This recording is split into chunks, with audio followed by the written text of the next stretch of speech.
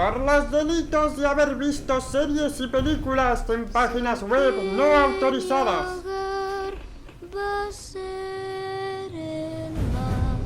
Recientemente Naruto Shippuden y Fast and Furious 10.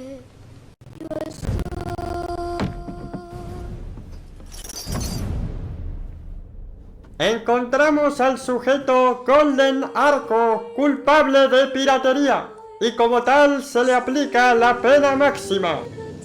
Se le conceden al pirata unas últimas palabras. Mucho antes de que Disney fuera un hombre muerto que cuenta cuentos,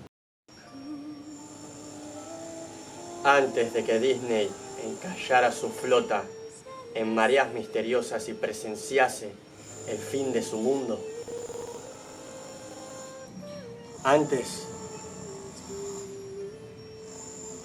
en la era dorada de los piratas existió el cofre de un hombre muerto que contenía la preciada perla negra.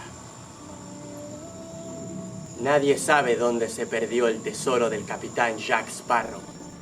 Salgan a buscarlo. Encuentren las respuestas que la Marina del Ratón quiere ocultar.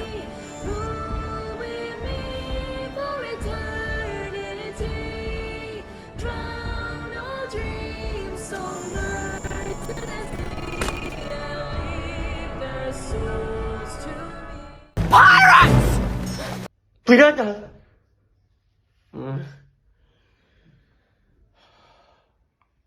¿Otra vez estás soñando con piratas? Bueno, haz el video de los piratas del Caribe.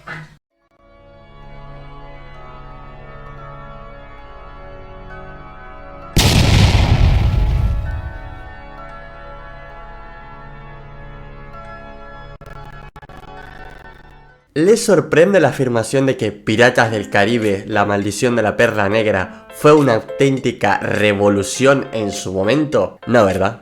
Ni a ustedes, ni a mí, ni a nadie. Era una película de Disney para adultos, disfrazada de entretenimiento familiar, que destacó por sobre todas las otras producciones en acción real de Disney, tanto en taquilla como en crítica, porque entre otras virtudes carecía de los pecados comunes de una película para adultos, a saber, erotismo, desnudos, lenguaje soez y grotesca violencia. Una fórmula exquisita que supieron mantener y elevar durante 3 entregas que aún a día de hoy se ven técnicamente geniales y te enganchan, porque tienen una trama interesante y subtramas igual de buenas que construyen a los múltiples protagonistas y personajes de reparto. Aunque ya la hayamos visto docenas de veces, la seguimos disfrutando.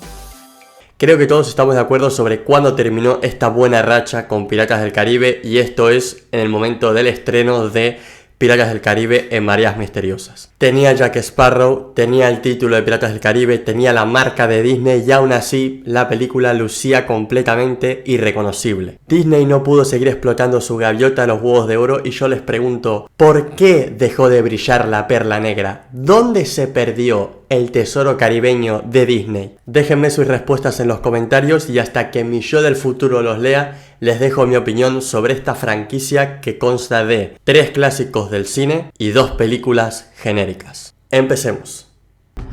¿Temes a la muerte? Yo puedo ofrecerte una escapatoria. Solo tienes que suscribirte.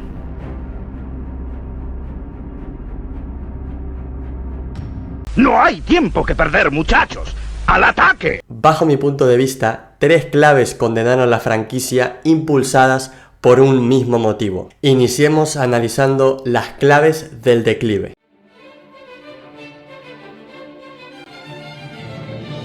En las 3 primeras películas, el paisaje y la puesta en escena tienen un propósito que trasciende al mero interés estético. La música de una película, lo que llamamos la banda sonora, por sí sola no la hace épica.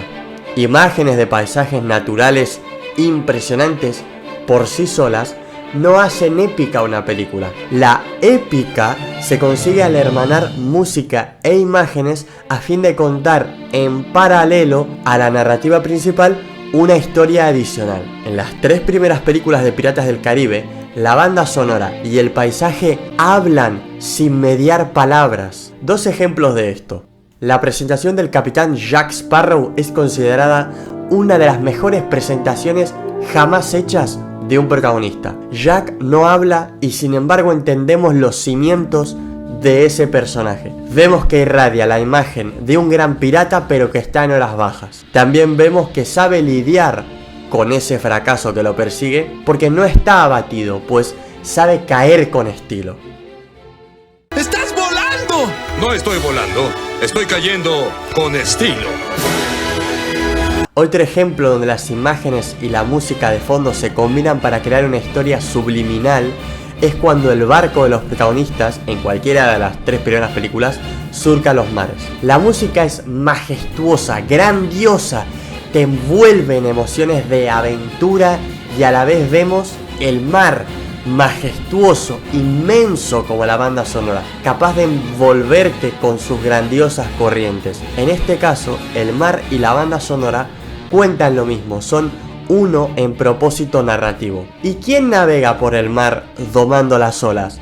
Los piratas. Si lo que percibimos a través del paisaje y la música es que el mar es algo gigante, los piratas que navegan por él son épicos por dominar a ese gigante. Otro punto similar a este es que las locaciones en las tres primeras películas de Piratas del Caribe tienen personalidad y los habitantes que las ocupan se mimetizan con esa personalidad. El ejemplo más claro es Isla Tortuga, picadero de los piratas donde todo es tan conciso y coherente en su miseria e indecencia que pudo pervertir al más noble de los corazones, a saber, el excomodoro Norrington. Esto se pierde en las dos últimas películas. La banda sonora sí sigue siendo la misma, pero está totalmente desaprovechada. La usan más como un gancho a la nostalgia que como un recurso narrativo. Y los paisajes, las locaciones junto con sus habitantes pasan a ser un simple decorado vacío, sin carisma, sin presencia, un decorado superficial detrás del paseo que cursan los protagonistas durante la historia principal. Una cosa terrible. Una cosa terrible.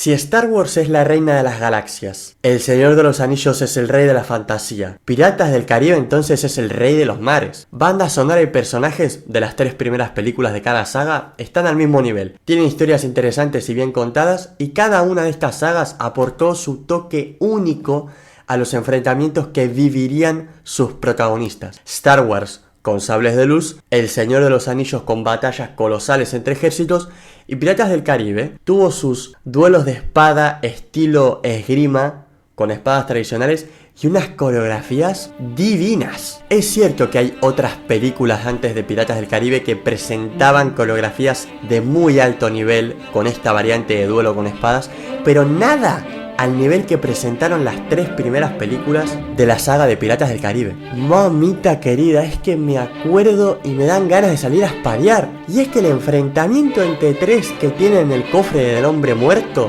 sobre la rueda del molino, ¡uff! ¡Qué épico! Cada película supo tener unos 3 combates de este tipo y todos dejaron momentos memorables que provocaron admiración y espectadores con la boca abierta, igual que cuando vimos a Darth Vader contra Luke y cuando vimos a Saruman contra el abismo de Hell.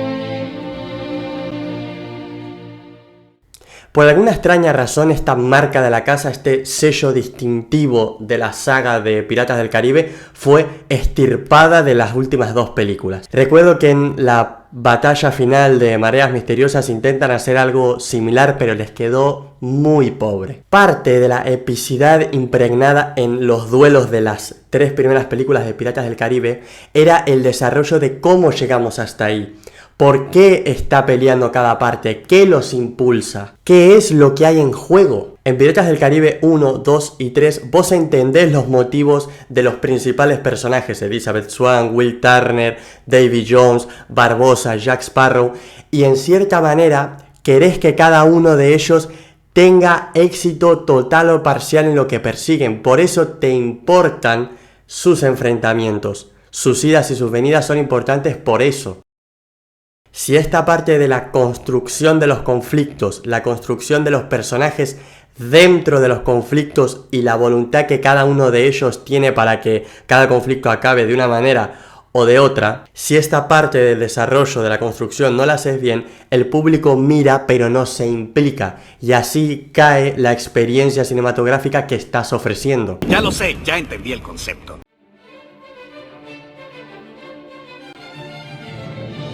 Si la última vez que vieron estas películas eran nenes chicos o preadolescentes, muy posiblemente recuerden con algo de desprecio todas esas subtramas del triángulo amoroso Jack, Will, Elizabeth o de todas las subtramas que se van añadiendo a medida que incrementan los personajes del reparto durante las 3 primeras películas, que son las buenas. Pero si fueron vivos y la película se la vieron hace poco, me refiero como mucho 2 o 3 años, se habrán dado cuenta, como yo, de que si las 3 primeras películas de Piratas del Caribe son obras maestras, la mitad de ese mérito se lo llevan precisamente esas subtramas. Will, Elizabeth y Jack, ¿hasta qué punto son amigos y no son meramente socios oportunos según la situación? Porque durante Piratas del Caribe 1, 2 y 3, cada uno se embarca en la historia por motivos diferentes que nunca le revelan a los demás o no lo revelan hasta que es demasiado tarde, y durante gran parte de las historias cada uno tira hacia su propio extremo. Will Turner es capaz de abandonar a Jack con tal de salvar a Elizabeth o a su padre. Elizabeth se debate entre elegir a Will o a Jack y entre ser la hija que educó su padre o dejarse llevar por ese lado pirata que claramente tiene. Y Jack abandonaría a cualquiera de los otros dos con tal de volver a ser capitán de la Perla Negra. Lo que hace que las 3 primeras películas de la franquicia de Piratas del Caribe sean una maravilla es que estas motivaciones iniciales no son estáticas para estos personajes durante todas las películas, sino que van evolucionando, creando una complejidad entre las relaciones que afecta drásticamente en la manera en que los personajes tomarán decisiones durante toda la historia. Vemos alianzas, traiciones, nuevas alianzas, traiciones a las nuevas alianzas. Y está buenísimo porque te demuestra que todos ellos son ¡Pirates! Encima, luego entran en juego Barbossa, Davy Jones, el excomodoro Norrington, Calypso, Becker y algunos más que me estaré olvidando. Ojo, no se confundan, las pelis no se sienten saturadas de subtramas como por ejemplo si le pasa a la película de Spider-Man 3 de Sam Raimi. Las 3 primeras películas de Piratas del Caribe tienen engranajes perfectos que sirven para nutrir y hacer avanzar mediante esas subtramas a la trama principal. Las 3 primeras pelis de Piratas del Caribe con esas subtramas consiguen engranajes perfectos que sirven para nutrir y hacer avanzar a la trama principal. No están ahí meramente para rellenar minutos de metraje, objetivo que sí tienen, por ejemplo, los lentísimos paseos de la serie de Ahsoka. Para que se hagan una idea de esto que estoy explicando, el arco narrativo de cada personaje principal en las 3 primeras películas de Piratas del Caribe es tan crucial al final de la historia que te cuenta la cinta como son los distintos capítulos que componen el peliculón de Pulp Fiction.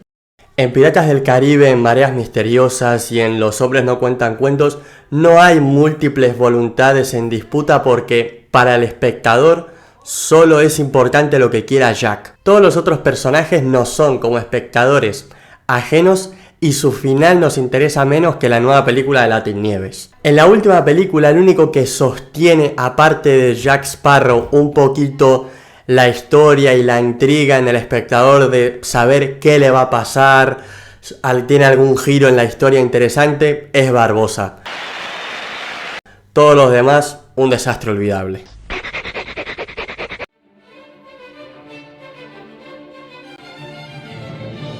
El motivo que yo veo detrás de la pérdida del brillo de este tesoro pirata es el orgullo de Disney. Se pensaron que cualquier película que pusiera Disney y Piratas del Caribe triunfaría por sí sola. Esos ingredientes son buenos de cara a la promoción de tu película, porque antes que Disney hiciera una película daba seguridad. La gente iba al cine a ver esas películas, tal vez sin saber mucho, pero confiando en que sería una buena película porque venía de una gran empresa. Eso solo te sirve para que la vean, pero si quieren crear o mantener un fenómeno cultural, tienen que conseguir que la gente ame sus películas, dándonos lo que queremos y siempre hemos apreciado, que no es otra cosa que personajes carismáticos con los que podamos identificarnos, viviendo historias bien escritas, bien contadas, de esas que nos gustaría vivir a nosotros y que a fin de cuentas nos inspiren a elegir ser mejores en nuestro día a día y no rendirnos ante el vasto ejército de nuestras expectativas y nuestras exigencias respecto a las responsabilidades y a los problemas que tenemos, igual que el Capi que no bajó el escudo frente a Thanos y su ejército cuando parecía que él sería el único que los enfrentaría. Si aguantamos de pie durante la noche más oscura, con la primera luz del quinto día llegarán los refuerzos, y si al alba miramos al este, veremos ondear la bandera de la paz y la amistad. Gracias por acompañarme, un saludo, chao chao. Y ahora que me he acordado, la hora de caer en brazos de Morfeo ha llegado. Buenas noches.